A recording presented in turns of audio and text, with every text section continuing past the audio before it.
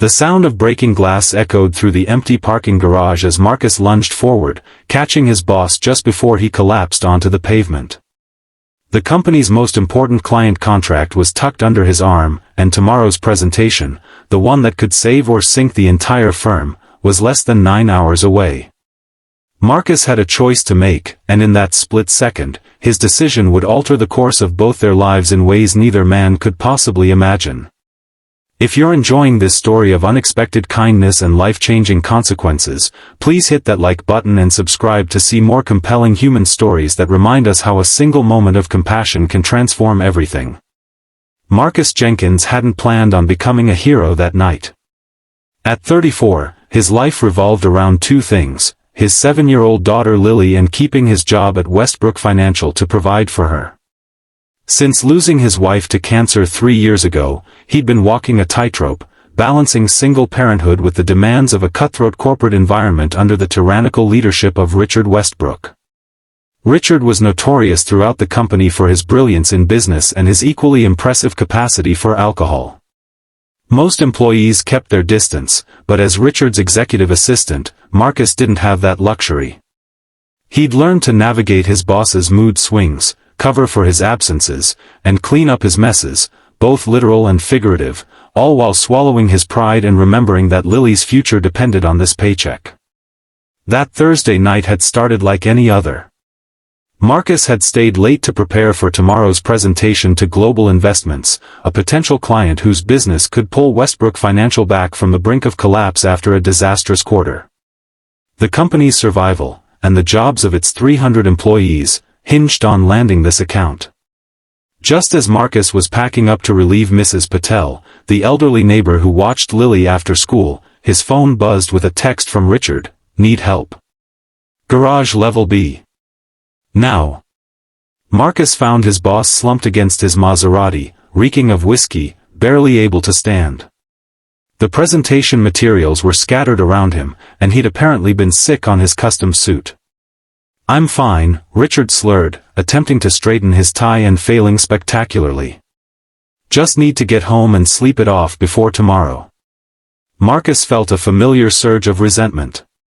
This was the man who had berated him in front of the entire office last week for being 5 minutes late after Lily's school bus had broken down. The man who had forgotten to approve his request for time off to attend Lily's school play. The man who made twice his salary in bonuses alone while Marcus struggled to afford Lily's asthma medication. For one tempting moment, Marcus considered walking away. Let Richard face the consequences of his actions for once. Let him drive drunk and get arrested, or worse. Let the company implode without tomorrow's presentation. Let someone else clean up this mess. But then he thought of Lily's smile that morning as she'd proudly shown him the drawing she'd made of the two of them. "That's us, Daddy. The best team ever." He thought of the 300 families who depended on Westbrook Financial for their livelihoods. He thought of his late wife Emma's voice in his head: "Your character isn't defined by how you treat people who deserve it, but by how you treat those who don't." With a resigned sigh, Marcus took Richard's car keys. "You're not driving anywhere tonight. I'm calling you an Uber, and I'll take these materials home to review before tomorrow." Richard's bloodshot eyes narrowed. "Who do you think you are? I'm fine to drive. Give me my keys." "No, sir. I can't let you do that." What happened next would replay in Marcus's mind for months to come. Richard lunged for the keys, lost his balance, and crashed into a concrete pillar. Blood immediately began streaming from a gash on his forehead. Marcus rushed to his side, pressing his own jacket against the wound while dialing 911 with his free hand. "Stay with me, Mr. Westbrook," Marcus urged as Richard's eyes fluttered. "Help is coming." The next few hours passed in a blur. The ambulance. The emergency room. Calling Richard's emergency contact, his sister Catherine, who lived 3 hours away. Explaining to Mrs. Patel why he was so late. Tucking an already sleeping Lily into bed with a whispered apology and a kiss on her forehead. It was nearly midnight when Marcus finally sat down at his kitchen table with the presentation materials. The doctor had assured him that Richard would be fine, a mild concussion and 12 stitches, but he'd be kept overnight for observation due to his intoxication level. Catherine was driving in but wouldn't arrive until morning. Which meant that Marcus was now responsible for the most important presentation in the company's history. He worked through the night, fueled by coffee and determination. Richard's notes were incomplete, his financial projections flawed. Marcus corrected errors, refined arguments, and completely restructured the approach based on his own research into global investments' recent ventures. By dawn, he had created something new, something better than what Richard had planned. As the sun rose, Marcus showered, dressed in his one good suit, and gently woke Lily. "Sweetie, Daddy has a very important meeting today. Mrs. Patel will take you to school, okay?" Lily rubbed her eyes sleepily. "Will you be home for dinner? You promised we'd make pizza." Marcus's heart clenched. He had promised. "I'll do my absolute best, Lillipad. And if I can't make it home in time, we'll have a special breakfast pizza tomorrow morning. Deal?" She considered this, then nodded solemnly. "Deal. But you have to try your hardest." "I always do, baby. I always do." Marcus arrived at the office early, his stomach in knots. He'd left messages for Catherine explaining the situation and offering to present in Richard's place, but hadn't heard back. The global investments team would be arriving at 10, and someone needed to lead the meeting. At 9:30, Catherine Westbrook strode into the office, impeccably dressed and radiating the same commanding presence as her brother. Marcus quickly briefed her on Richard's condition and the presentation. "I've reviewed everything and made some adjustments," he explained, handing her the updated materials. "I'm happy to walk you through it before they arrive, or I can handle the presentation if you prefer." Catherine studied him with shrewd eyes. "Richard mentioned you once. Said you were competent but lacked ambition." She flipped through the presentation. "He didn't mention you were a financial analyst before becoming his assistant." Marcus blinked in surprise.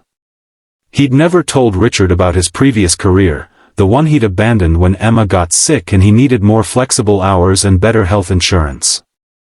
"How did you?" "I do my research, Mr. Jenkins.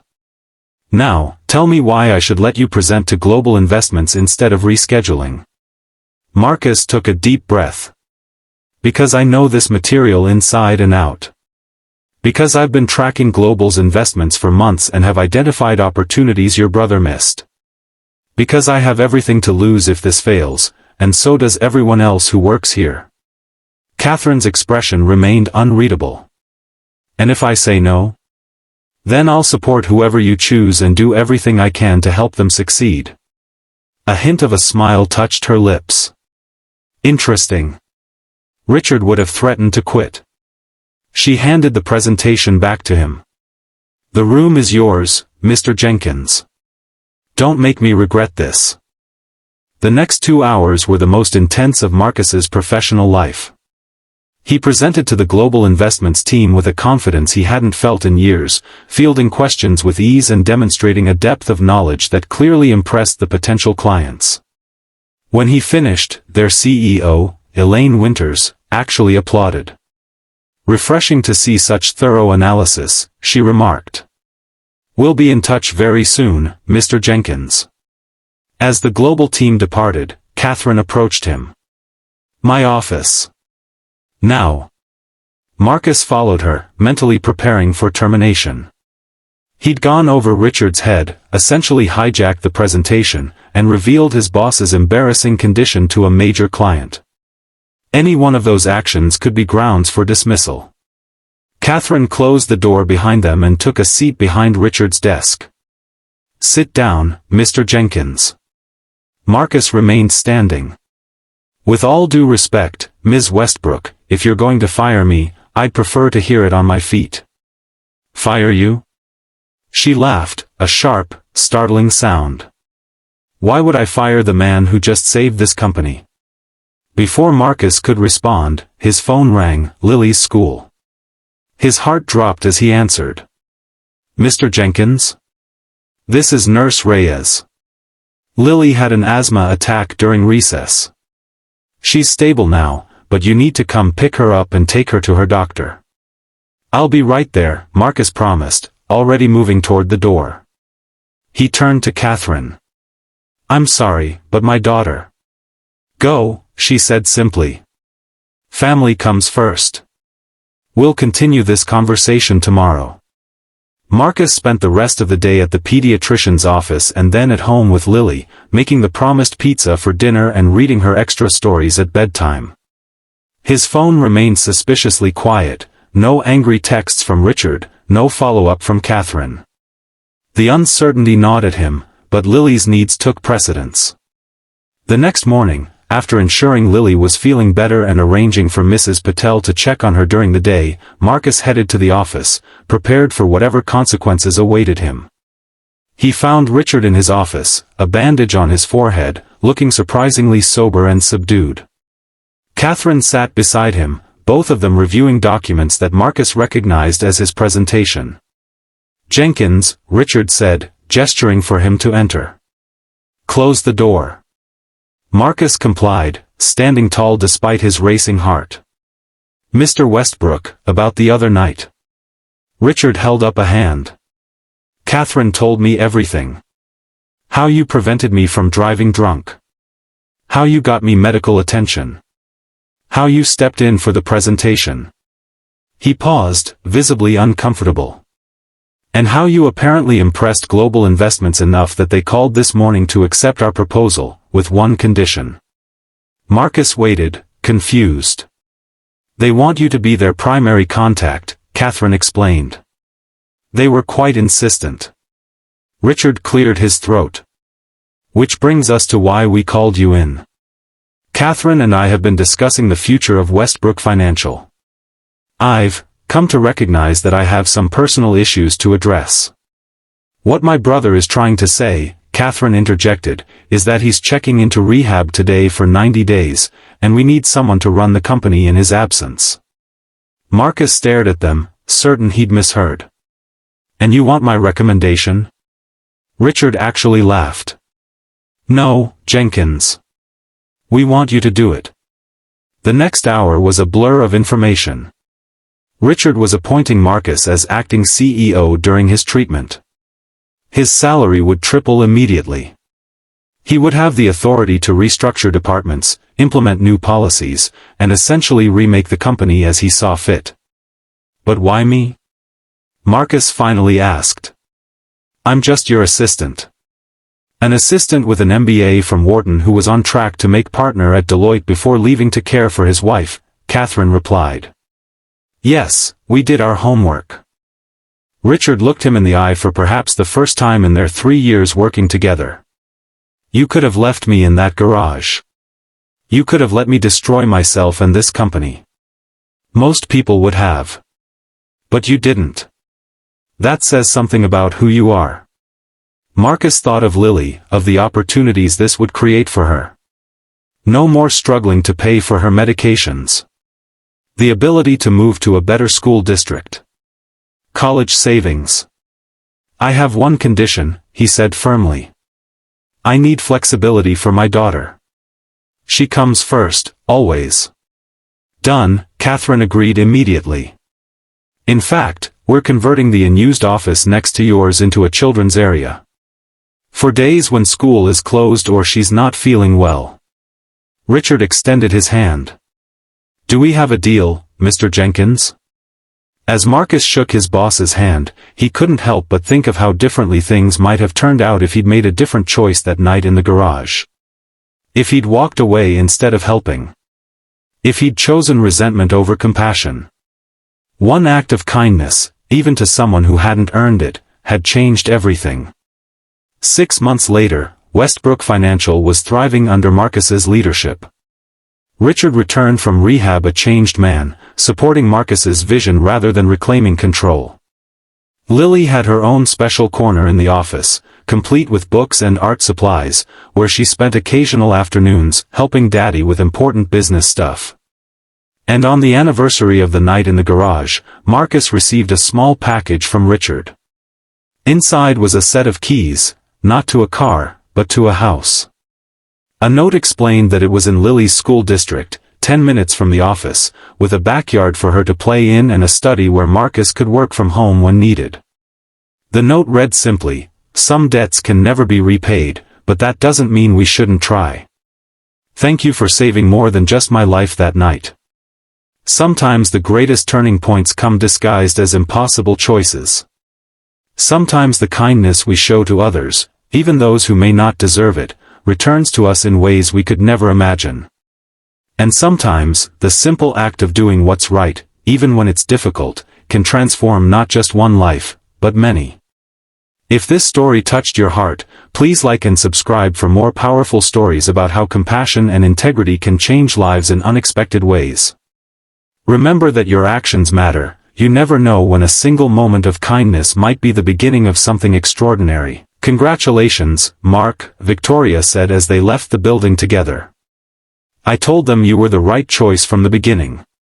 Even after the dinosaur text, he teased. Especially after that. She took his hand as they walked. It was the first honest communication I'd received in years. That night, after Emma was asleep, they sat on the balcony of Mark's apartment, the same spot where Victoria had first laughed for him. "I have something to ask you," Victoria said, uncharacteristically nervous. "I've been looking at houses. Something with a yard, close to Emma's school. With 3 bedrooms." Mark raised an eyebrow. 3? "One for us. One for Emma. And one that could be a dinosaur museum or library or whatever she wants." Victoria took a deep breath. "I'm asking if you and Emma would consider moving in with me. Not to my condo, to a real home. One we choose together." Mark studied her face, this woman who had entered their lives through